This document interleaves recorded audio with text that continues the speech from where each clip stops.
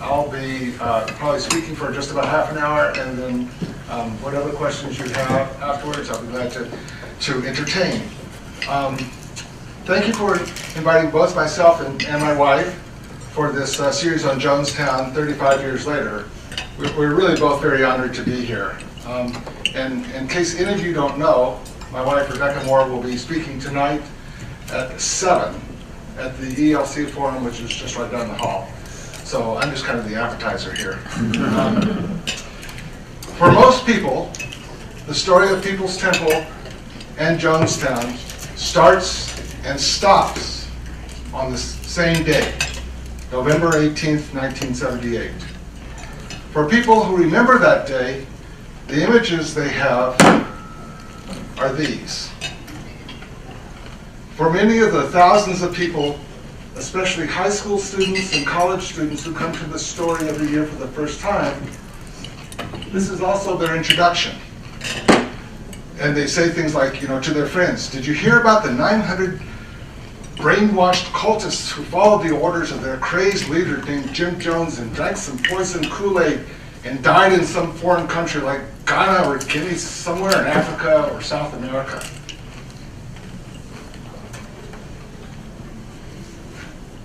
But this is how we know people. And increasingly, as time goes on, this is how more and more people have come to visit, to view People's Temple. As an institution that existed for 25 years instead of for a single day. As a church that transformed itself into a social welfare organization and political movement. And finally, as a communal experiment that defied and denied everything American. People have come to understand that while the story of Jim Jones is important, it must also be understood that People's Temple had 16,000 people who attended services at one time or another, not only in California, but when the temple went on the road to Philadelphia. Actually, Philadelphia was where they went back lots of times because of Father Divine, but also throughout the South. That 5,000 people were committed enough to join the church and have membership cards. And you'll be seeing pictures from some of those membership cards as we go through. That 2,000 were committed enough to the idea of communal living in Jonestown to want to immigrate there. So twice as many, Jonestown could have been twice as big as it was to accommodate all the people who wanted to go. And most importantly, that the 914 members of People's Temple who died that day were individuals. So how do we get from the initial images that we see of the bodies lying under a jungle sun to the images that you see here? A lot of it has happened as a result of the work of the Jonestown Institute and the accompanying website, jonestown.sdsu.edu, and all the people who assist us, because we do have an awful lot of help. By the way, I use the terms Jonestown Institute and the website interchangeably. The Jonestown doesn't do very much of significance at all that doesn't end up on the site, and calling the website a project of the Jonestown Institute gives it a certain je ne sais quoi. The website started in 1998 when my wife was teaching at the University of North Dakota, and then moved in 1999 to San Diego State University, where it has been ever since. The website's had three major goals since its beginning, which have ebbed and flowed in terms of its emphasis and use, and those are the ones right here.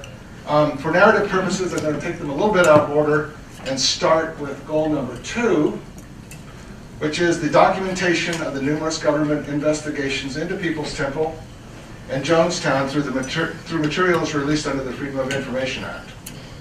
This is how we really got started. Even before the website was launched 35 years ago, in fact, within just a few days of the deaths in 1978, so the site was launched 15 years ago, I'm sorry, and so 20 years before that, we had already we started filing Freedom of Information requests from banal agencies like the post office to sexy ones like the CIA and everything in between. We have received reams and reams and reams of paper We have received 750 audio tapes from People's Temple, mostly copies of tapes that the FBI recovered from Jonestown after the mass deaths. And when people talk about the FBI tapes, they're not talking about the FBI wiretapping or doing anything to People's Temple. These are the tapes that People's Temple made of itself and left behind. We also have recovered thousands of photos, including these and the ones that you saw earlier of the people of Jonestown while they were still alive. In the course of our work, we have filed three Freedom of Information lawsuits against the government, including McGehee and Moore versus the Department of Justice. That lawsuit has increasingly resembles Jarvis versus Jarvis in Bleak House by Charles Dickens. It's gone on for 13 years already, and there's no end in sight. This order I have here, for example, is almost 10 years old, and the judge who signed it has been dead for 5. By and large, though, I would say that the requests have been fairly successful, considering not only the amount of material that we have received. I mean, this request and this lawsuit has led to 50,000 pages, and actually these are the pages that Julia Shears used for the research for her book. She got them through us. So the amount of material is important, but also what the documents have revealed. And these documents form the backbone of one of the pages on the website, which is the primary source page. Through these documents, we have understood the life of People's Temple as it saw itself. In other words, not from the outside, but as it saw itself, through its own meetings, both general and committee meetings, through Jim Jones's sermons, through censuses and maps, and of course the most human aspect of it, some diaries. We have dispelled rumors, or in some cases given them credence, and we have learned of the extent of other people's involvement, from individuals to oppositional groups, to the media, to government agencies. But one of the diaries is quite significant. This woman here, Edith Roller, wrote a diary that's several hundred pages long, with discussions ranging from what she had for dinner while she was living in an apartment in San Francisco, to what Jim Jones said in church that day, to what her final thoughts were as she stood in line to receive what she thought was poison during a suicide drill.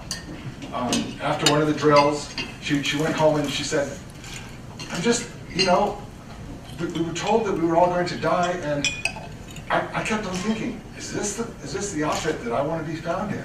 I mean, these are kind of, so.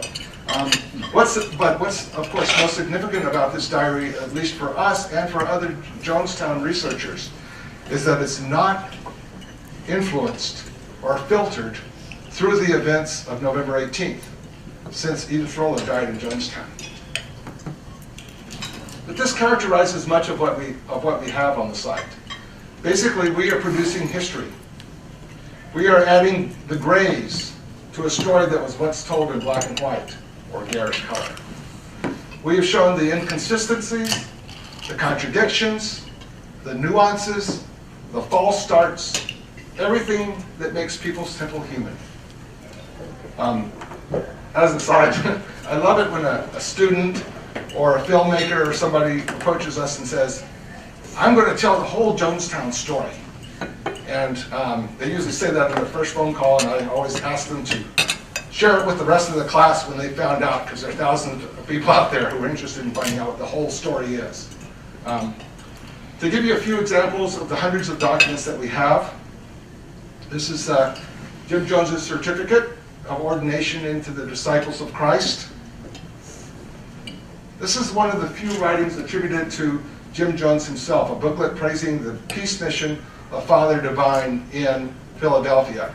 And there was sort of a hidden agenda behind this, because he really wanted to take over the Father Divine's peace mission after Father Divine died. And there's a whole story about that. And by the way, anything that I mention here, I'll be glad to give more information about afterwards. This is an affidavit signed by Temple attorney Tim Stone, claiming that his son, John Victor Stone, was fathered by Jim Jones.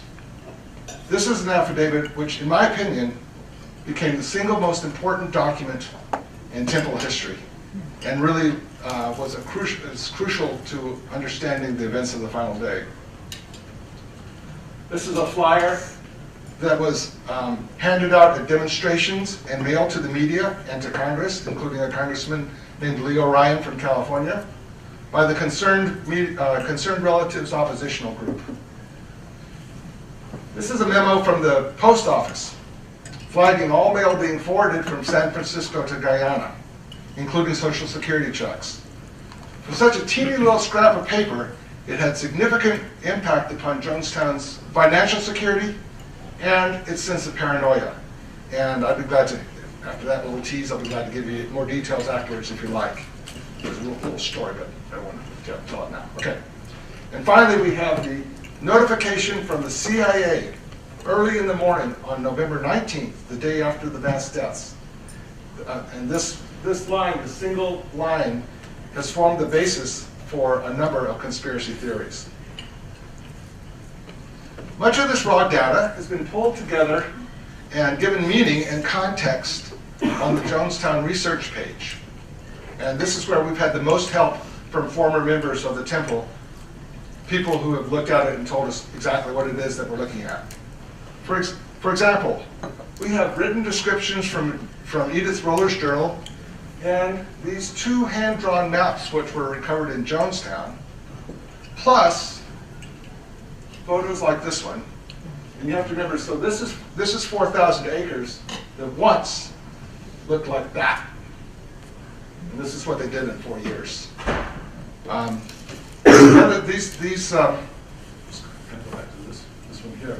So with these rough maps to kind of give a layout of where things are, and this photograph, we're able to create some interactive maps on the site. Now when you go to this map on the site, when you roll your cursor over the little green splotches, it highlights the below what you're looking at and what they were, and gives you a little bit more information on them.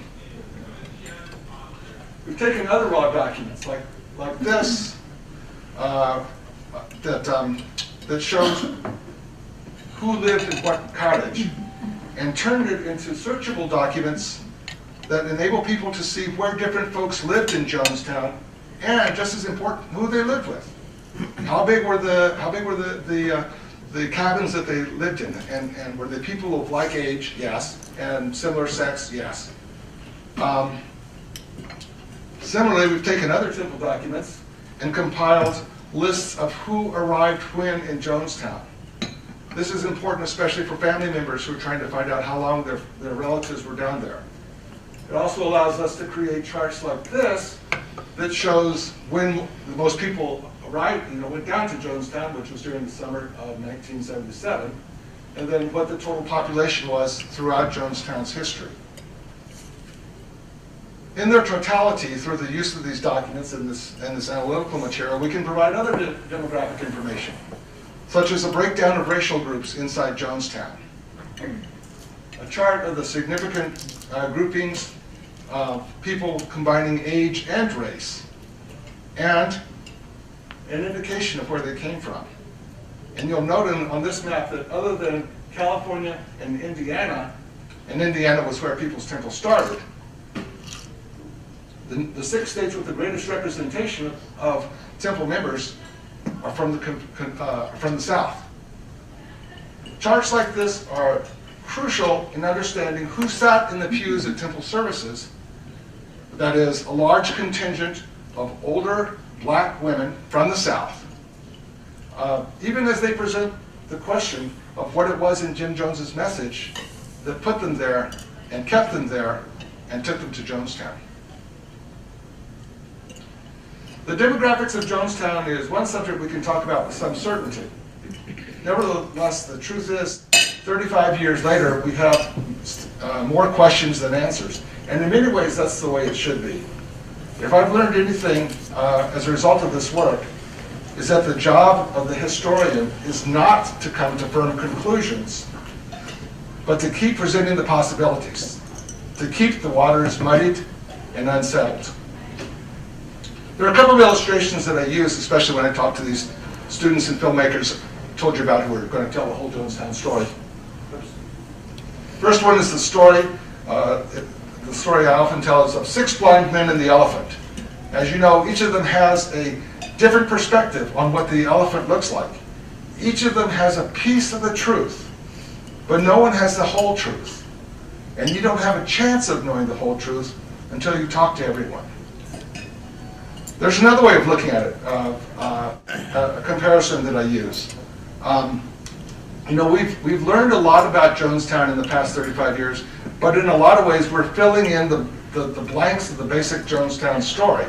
So the comparison I use is, you know, you consider a map of the continent of Africa from the 18th century. This is from 1749. It has a pretty good outline of the continent itself, and it has a few of the prominent geographical features. Today, we can see the smallest village on a minor tributary of the Nile River through satellite imagery. And this is what I mean by this comparison. Visitors to the site often have assumptions, or they've been told, mainly by language they picked up in the media or through other websites that I won't mention, about people being mistreated in Jonestown, or who were held against their will, or living in a concentration camp. But through the temple's own documents, we've presented the graves to this story. We've talked about the access and egress from Jonestown, the people coming and going throughout its history, because we have the records to prove it, the records that the temple itself kept. We can document the different types of discipline that were in Jonestown, ranging from the minor to the inexcusable, because we have their words on tape, and we have documents, and we can also talk about when it was used and why it was used. The second aspect I'd like to highlight is what we have listed here as number 3, the presentation of People's Temple and its members in its own words, through their own words, through articles, tapes, letters, photographs, and other items. Increasingly, much of this is coming from the former members themselves, and we're really proud of that. Our initial collection point of this material is our annual publication called the Jonestown Report. And there are copies. Some of you already picked them up, but feel free to take one there at either end. Incidentally, this is the trap that we use to ensnare Dr. Gillespie, and probably why we're here today in the first place. Each year we issue generic invitations to former members to write for us. Most of the time we ask for them to write about whatever they'd like to write about, whatever they've thought about within the last year. The only thing that we ask the writers to do is to treat each other with respect. But especially for temple members, even those who hated each other's guts after November 18th, we don't have to say that. They all have come together with the understanding that the thing that unites them, their incredible loss, is more than what once divided them. And they're willing to talk about all those divisions, and we try to present as many as we can on the site. Every so often we'll have a particular subject that we'd like people to comment on, and we present the results as different forums. For example, one that was a number of years, whoops, I'm sorry, I skipped a slide. There's one back anyway. This is the Jonestown Report slide. Okay. One from a number of years ago considers the question of whether the deaths in Jonestown should be considered murder or suicide. And one of your speakers, later in the series, Tim Carter, has the first say on that, in part because he was there that day, and there are a number of people, mainly former members and other scholars, who have commented on this. Another is comprised of reflections on 30 years after Jonestown, and this was born out of a chance remark that we overheard from one survivor who said that he didn't expect to live 30 days after Jonestown, much less 30 years. And so we ended up with essentially 28 people commenting upon what their lives have been in the last 30 years. We also asked different people to provide perspectives on different members, like Leanne Harris, or my sister-in-law, Rebecca's sister, Carolyn Moore Layton. And we're not looking for kind of a, people to all say the same thing. We're looking for the diversity to show how complex, contradictory, and human they were. Out of the Jonestown report has emerged our personal reflections page, and this goes down just a long ways.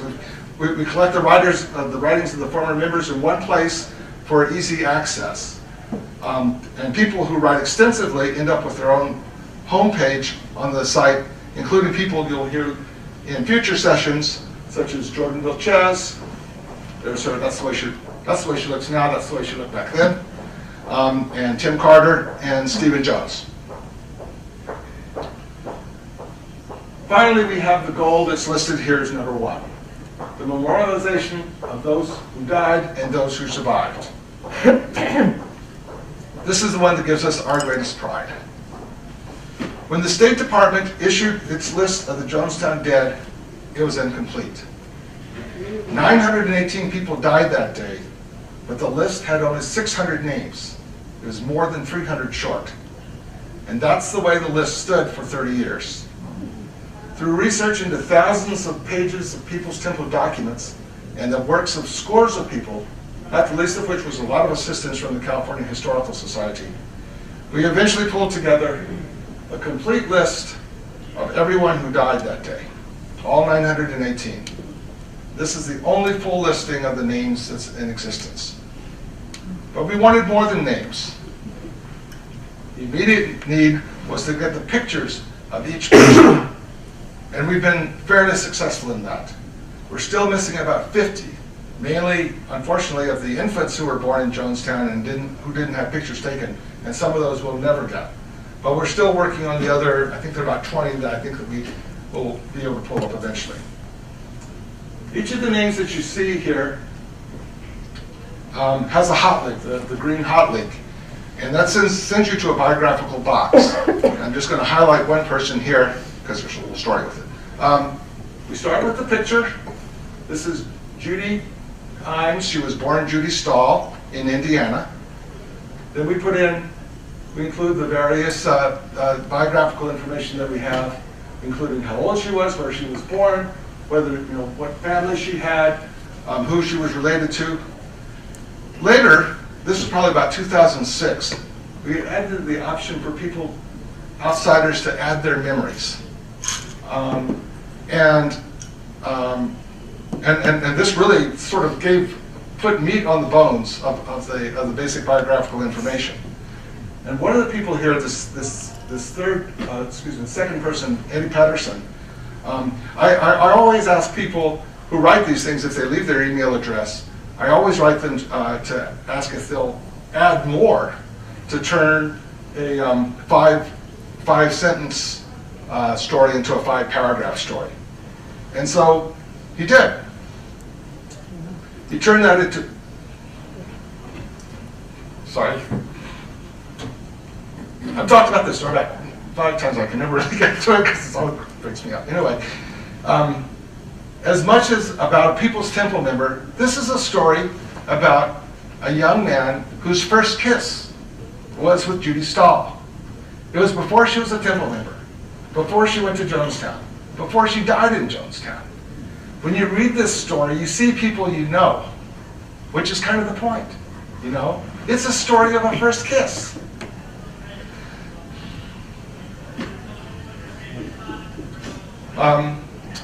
As we get more and more stories, especially from the relatives, but also from friends, they'll tell us, people come in and they'll say, "Oh, this is the first time I've seen a picture of my grandfather," or I never knew that there was information out there about this person. I went to school with this person, and they can provide us with information about some of the names that we're missing, but also through the Jonestown records we've been able to pull together the various family trees. Now this one is mainly in Jonestown. Most of these people are in fact dead.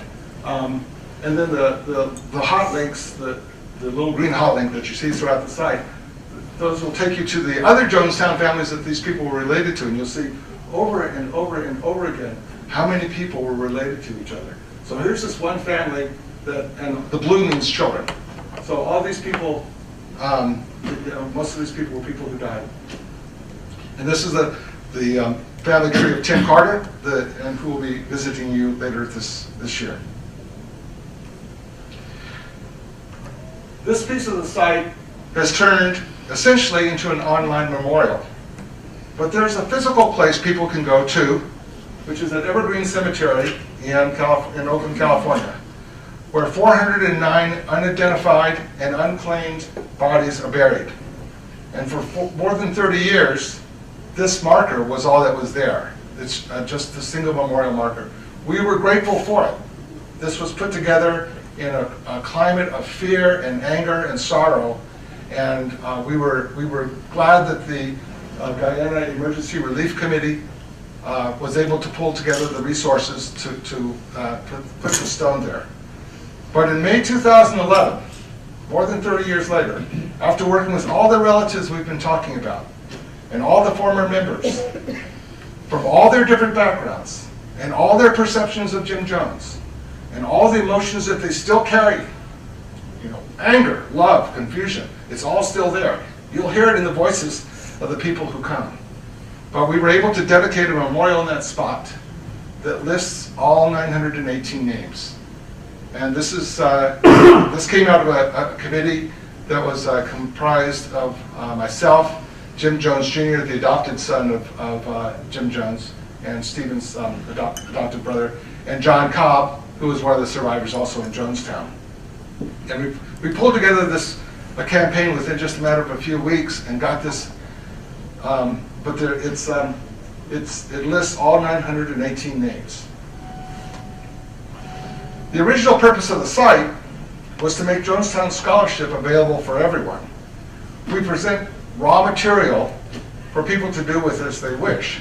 I do write contextual notes, especially like on the primary sources page, so people will know what it is that they're looking at and put it in, this came before this, and if you're interested in this, you should also look at this document here. But I also try to make them as neutral as possible so visitors can draw their own conclusions. But along the way, we realized that we have opened the door to a lot of non-scholarly perspectives for people to use in their own work. This includes artistic interpretations of Jonestown. There are books, and I'm talking about fiction and poetry, as well as nonfiction. There's the play written by Lee Fondakowski, The People's Temple, and her book, which was based upon the play, or based upon interviews that she collected for the play, called Stories from Jonestown, was just released. I just saw them for the first time at the Griot Institute this morning, and I guess they'll be part of this of the class that you're taking. But she wrote this play, and she's of course going to come later this spring. There are the fine arts as well, such as the Jonestown carpet. This is a carpet that measures 5 feet by 7 feet. It takes one of the iconic photographs of Jonestown, and this took this Canadian artist 10 years to create. And then there's the Jonestown Library. Whoops. And that's the full installation, including the chair that she used to make it with. And there's the Jonestown Library, which a Swedish student took on as her master's project to reassemble the volumes from the original Jonestown Library, the books that were listed in various records that they had. We have a long way to go. We've only transcribed about half the tapes. And since there are only 500 pages of 50,000 pages of original temple documents online, you could say that we have only 49,500 to go. But I do think that we've made a good start in an understanding of what People's Temple was and why people may have joined and even why they died. Thank you, and I'll be glad to answer your questions.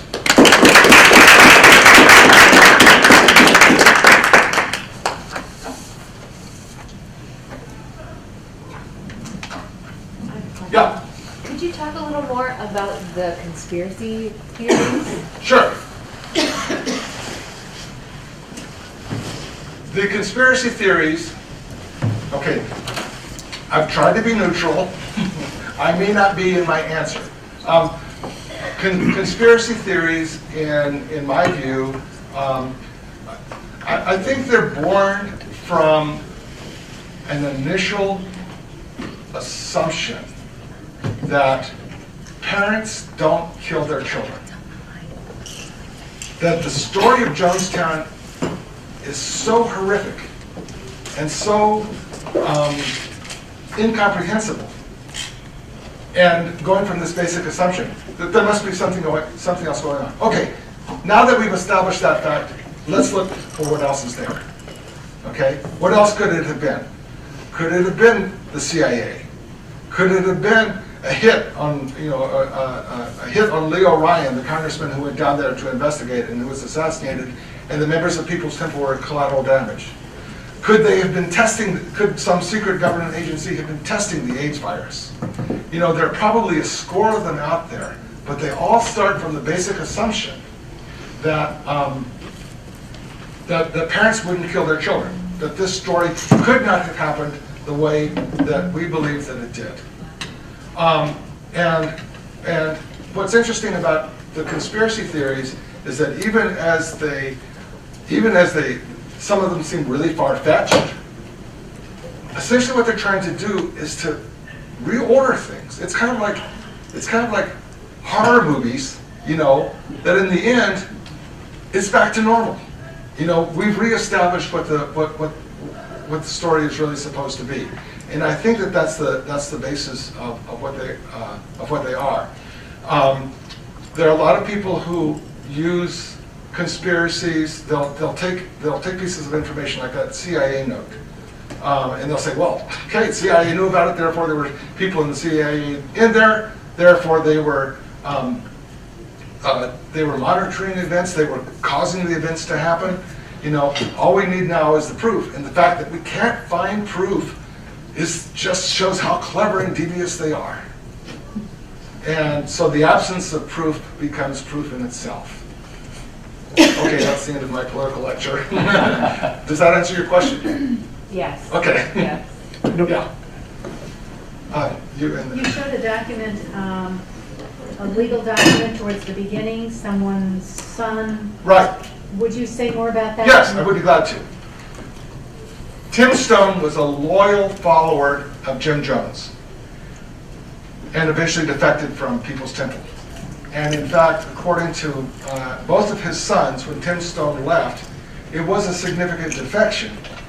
But the main reason that Jim Jones was so upset was that he felt he lost his best friend inside the temple. But, so Tim Stone married Grace Stone. Tim and Grace were having problems. Grace was threatening to leave the church, which she eventually did. And Tim said, I've got to find her, this is the temple story. We've got to find a way to keep her in. So Tim went to Jim Jones and asked him to sleep with his wife and produce John Victor Stone. You have affidavit after affidavit after affidavit that says this is what happened. But the affidavit, they're all just basically, they almost all read the same, so like they're following a script, right? Except for Tim Stone's. Tim Stone said, I asked this guy to do it, and he did it, because he's the most lovely, wonderful person that I know. When he left, when Grace left in 1976, Tim left in 1977, John Victor Stone was already in Guyana. They tried to get him back. Tim Stone became the leader of the Concerned Relatives organization and made it his highest priority to get John Victor Stone back. They knew that if they got John Victor Stone back, that the temple would collapse. And in a way, it was very perceptive of them, right? You go after the one person, the weakest link. Why? Because Jim Jones has been saying since 1968, 1972, I would die for any of you. I would rather die than have something bad happen to one of you. If he can't protect his own son, the boy that he said is his own son, and the people in the temple believe was his own son, if Jim Jones can't protect him, how is he going to protect an 82-year-old black woman from Alabama? How is he going to protect a 6-year-old child who was born in San Francisco? And so he became really the poster child for both sides in terms of protecting him. And on November 18th, when Leo Ryan was in Jonestown, part of the group that had gone down with him, but had stayed back behind in Georgetown, were Grace Stone and Tim Stone. You know, they really wanted to see their, you know, they really wanted to see their son. Was John Victor Stone Tim Stone's son or Jim's son? There's only one person who can tell you, and she ain't talking. She hasn't, yeah, I'm working on it. But people who are in the temple, I mean, Stephen, ask this question of Stephen too, because Stephen says, when I saw John Victor Stone walking around, I saw my brother. He had the same walk, the same little staggering walk that I did. Well, is that true, or is that a 3-year-old walking around and all 3-year-olds look alike? You know. Anyway, I hope that answers. Thank you. Let me get this guy first, and then I'll get you. Yeah. Related. Oh, I'm sorry. Okay, Just relates to that. Did Tim Stone ever recant that letter, that affidavit? No. I'm not sure that he ever said I repudiate this affidavit. I mean, basically, I mean that was part of the problem.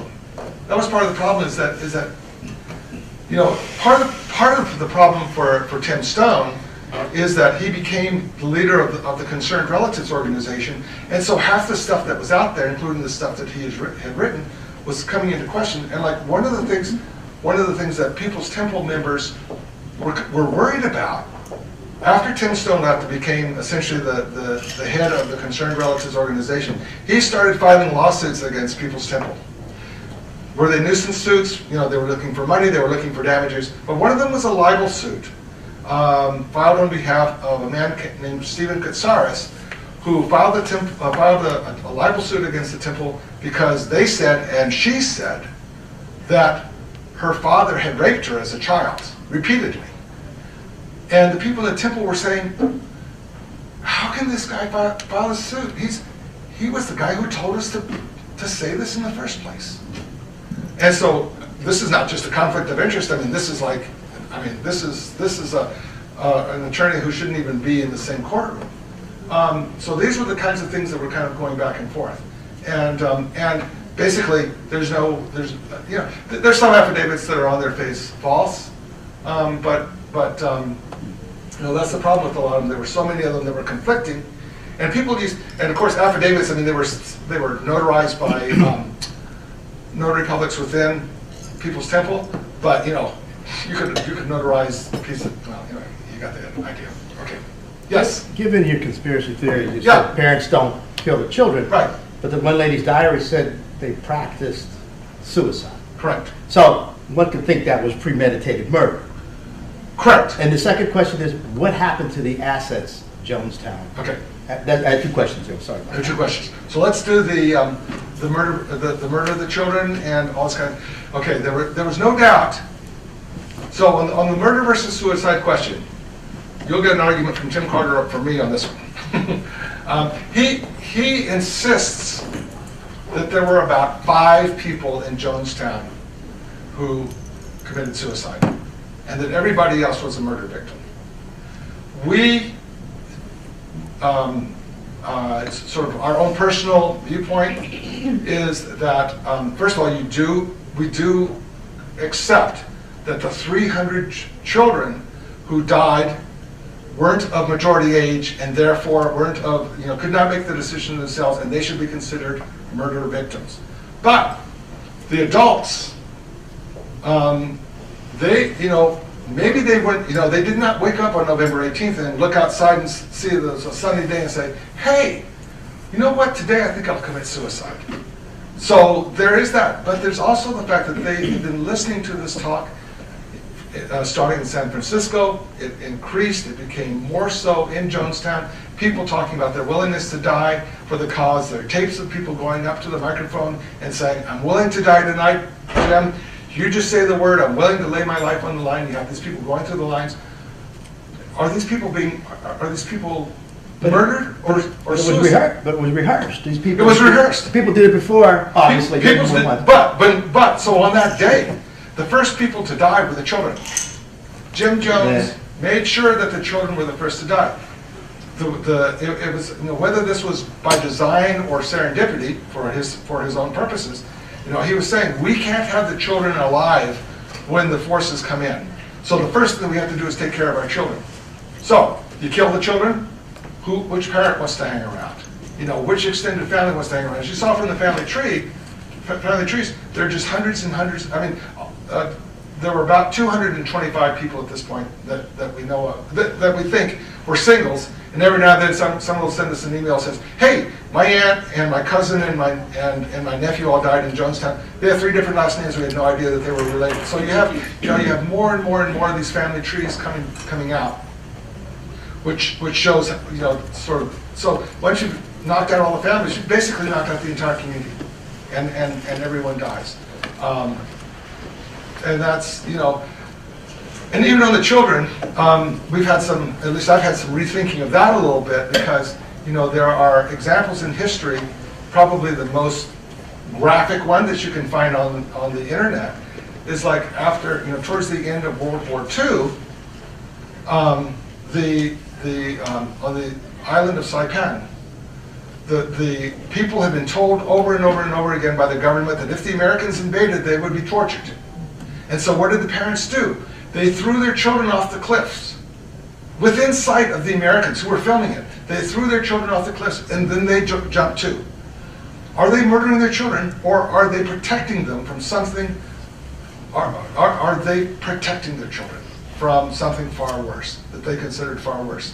And by the time that it rolled around in Jonestown, people thought that that's what they were doing.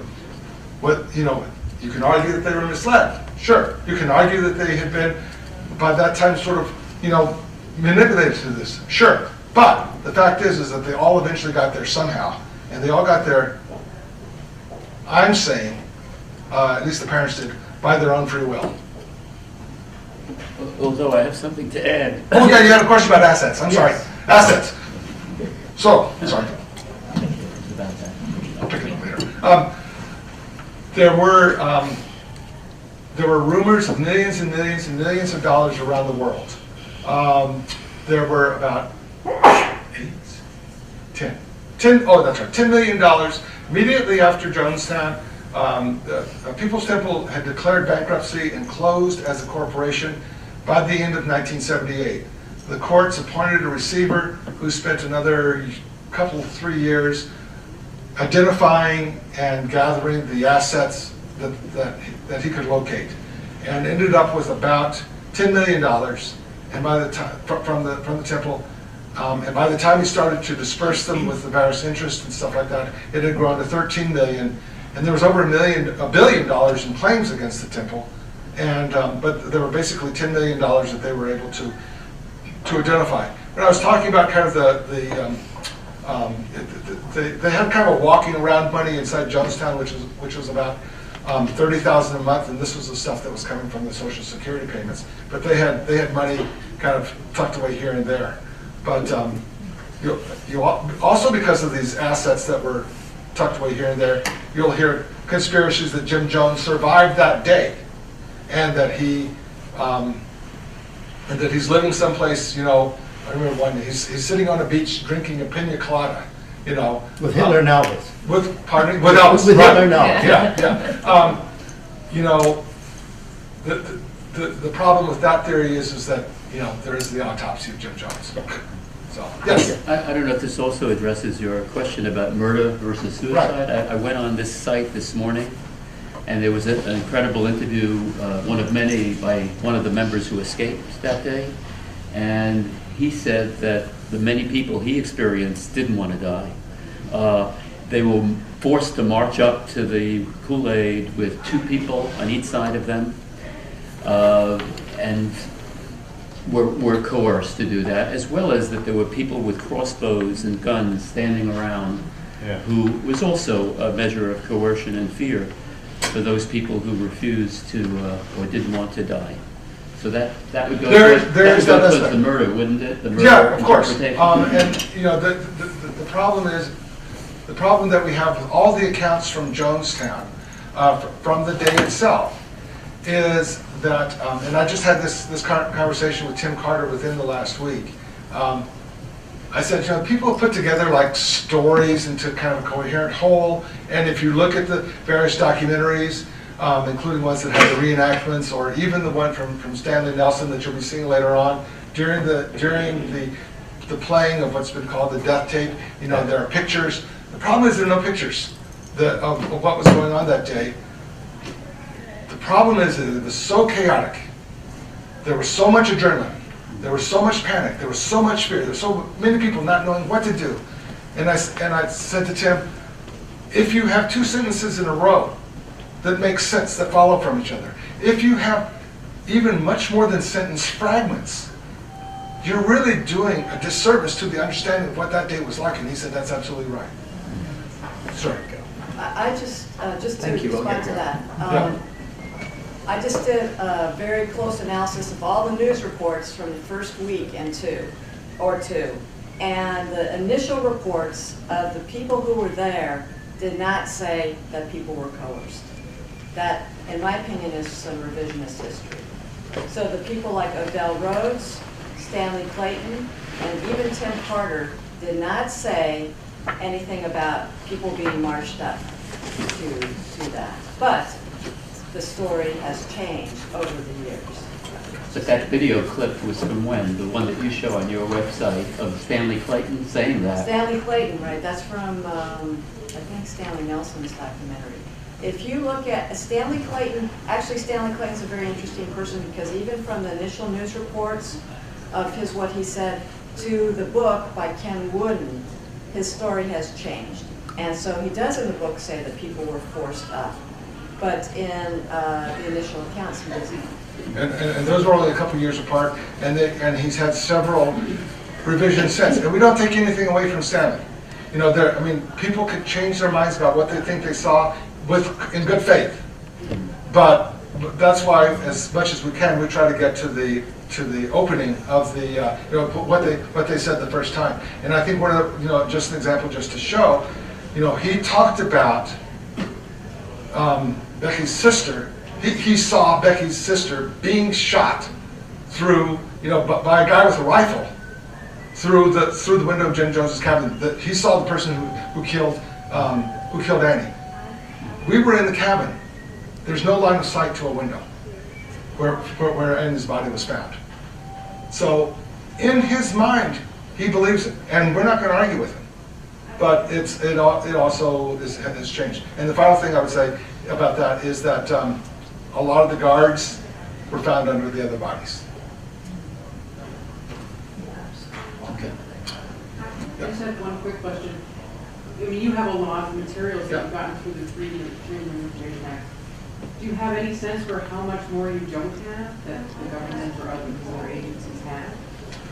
Do you feel like you've gotten the core of it? I think we've gotten most of it, or at least we know where most of it is. The CIA, you know, we know that the CIA has some pages, and we haven't gotten those yet, and probably never will. We know that we're within probably 5% of everything that's out there, and we don't expect any you know, smoking guns. There's one more question that I should stop. What you said about fragments and all of that makes a lot of sense, and yet there's this human impulse towards coherent story, Correct. right? Which I think is not only important, it's important for our survival. I Correct. think. And I think one of the competing unmarked narratives here is how we immediately, as a culture in America, because we have this American dream narrative and how cool everything is here, right, which we haven't fully lived up to, when we see people doing something different in groups and going elsewhere, we immediately mark that as a crazy narrative, as not a viable alternative, but you must be nuts if you're going to go live somewhere else, or if you have objections to what's going on here. It's a way that we've disenfranchised many groups in this country. And so it just really, I'm thinking back to when I was a kid and all this unfolded. That's what I heard all around me, like these are wackos. You know, that's the kind of word people use, wackos. And there was nobody saying, you know, why would people have objections to the way things are in America? Why would people want to go elsewhere and make a different life? And it's really, really hard to get people to entertain that, especially when the death of children are involved. And there is horror. I don't deny the horrific to this, but certainly we have a horrific history in this country that has been erased. Slavery, continued racism, heterosexism, sexism, all of that. We don't talk about those narratives, which it seems like maybe some of the people here were trying to address in the choices they made. I couldn't have said it better. Thank you. Thank you. Thank you all for coming.